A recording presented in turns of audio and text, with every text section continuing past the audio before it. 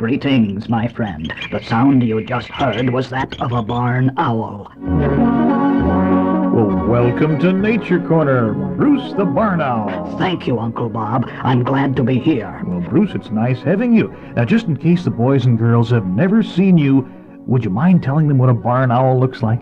I'm a big brown and white owl, about a foot tall, with a wingspan of 4 feet. Bruce, I notice you have a few brown feathers decorating your face, sort of in a heart shape.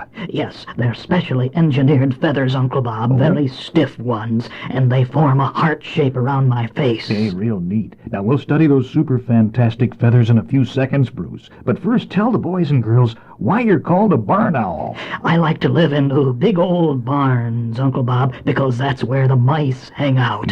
So you're a friend of the farmer. Most certainly, Uncle Bob. He really respects me because I destroy lots of mean pests like rats and mice that would like to eat up his grain. Are you nocturnal, Bruce? Yes, I love the night. That's when I hunt for the mice and rats. During the day, I sleep. Okay, but isn't it rather difficult to find a little gray mouse or rat on a dark night? I mean, wouldn't it be easier during the day? No, it's easy as pie at night, Uncle Bob.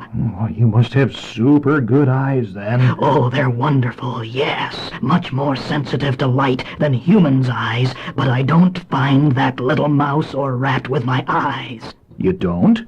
Boy, you've got my curiosity stirred up, Bruce. How do you locate that little gray mouse on a dark night? With a marvelous set of ears that the Creator God gave me. Perhaps the greatest set of ears known to mankind. Ears?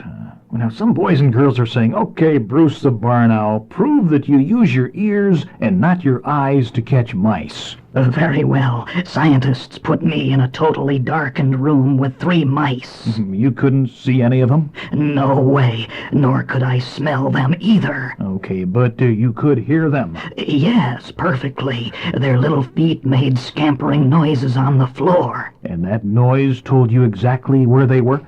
Exactly. I glided down and picked one off at a time. On a first try? The first try, Uncle Bob. I had no failures. And you pinpointed their location by the sound of their scampering feet?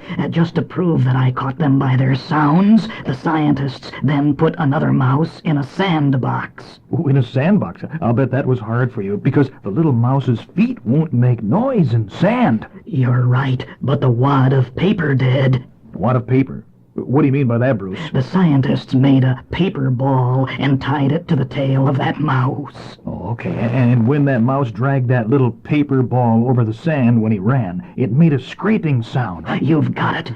Remember now, it was totally dark. Okay, I've got you, Bruce. Immediately upon hearing that sound, I knew at once exactly where it was coming from. And? I flew down and clamped my claws around the paper ball. You didn't catch the mouse? No, 'cause it wasn't making the noise. The paper ball was. Okay, so that's proof how you locate the sounds and how you find the mice. Bruce the Barn Owl, the boys and girls want you to tell them how you pinpoint where that mouse sound is coming from on a totally dark night. Uncle Bob, Christ the Creator designed my face to sink back into my skull. Okay, I notice your eyes are set back into your head about an inch or so. And notice that row of brown feathers going around my face? Yes, it's heart-shaped. Well, that makes my face like 2 saucers. Okay, one sunken saucer around your left eye? And one around my right eye. They look like 2 parabolic dish antennas. That's exactly what they are, Uncle Bob. You're kidding. No, I'm not. A parabolic dish antenna is meant to collect sound and radio waves. You're right. And your 2 saucers around your eyes collect sounds? They certainly do, Uncle Bob, and they're deadly accurate. They must be. So you must pick up the mouse's sounds in these 2 saucers around your eyes, and each saucer then bounces the sound into your ears. Yes, the right saucer channels the sound that it collects to my right ear, and the left saucer to the left ear. All right. How does that help you pinpoint the direction of the mouse on a totally dark night?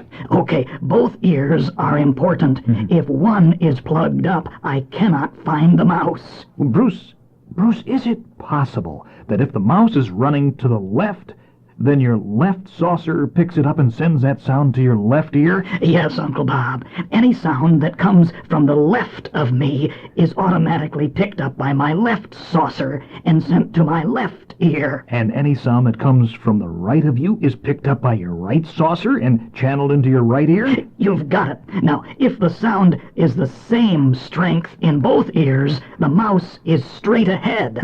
See? I understand. Now, these sounds go to my brain, Uncle Bob, and a little horizontal or sideways line is drawn in my brain. Can you see this? Yes, very, very clearly. Even in total darkness. Whoa. So you know for sure if the mouse is going either to the left or the right of you as you're facing it. I certainly do, and I also can tell if he's climbing up the barn wall or if he's going down the barn wall. You mean your sound collectors also tell you vertical or up and down directions? Yes, I can tell if he's going up and down. See, that's important because then my brain draws a vertical or up and down line right through that horizontal line. And Bruce, where those two lines cross in your brain is where the mouse is. Exactly where he is, Uncle Bob, exactly. Boy, how does that work? The intelligent Son of God, my Maker, made my right eye and saucer a tad bit higher than the left one. You're right, Bruce. I just thought that was the way you were looking at me with your head tilted. No, that's a very scientific design, so I can find how high or low the mouse is. Okay, I see now. If the mouse is climbing up the barn wall, your right saucer, or higher one, picks up the loudest sound and sends it to your right ear. Now, if the mouse is down on the floor, the sound is loudest in my left, or lower eye saucer. What if the sound is the same strength in both saucers? Then the mouse is straight ahead. I'm pointing right at him where I'm looking. And in your brain, a vertical line is drawn through the horizontal one? Right. And the place where the vertical and horizontal lines come together, where they meet, is where the mouse is. Incredible scientific design. Whoa. How long does all of this take you to figure out, Bruce?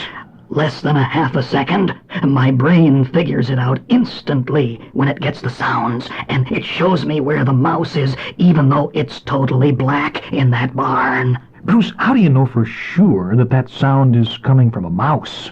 I've learned mouse sounds, Uncle Bob. That part in my brain that memorized mouse sounds hears this sound now coming into my ears, and it says to me, "Bruce, that's a mouse." Yes, and you know what to do next, Bruce. My brain tells my claws to open up and form in the shape of a mouse's body, and I'm on my way. Gotcha. And my claws never miss the mouse. They go right over his body perfectly. Fantastic. And then the midnight snack has been served. Really, kids, you can see how scientific and complicated my body is. Long before scientists ever designed parabolic dish antennas to collect sound, the Son of God engineered and designed and built mine. See? Remember him while you're young. You'll never be sorry. Honest, take it from me, Bruce the Barn Owl.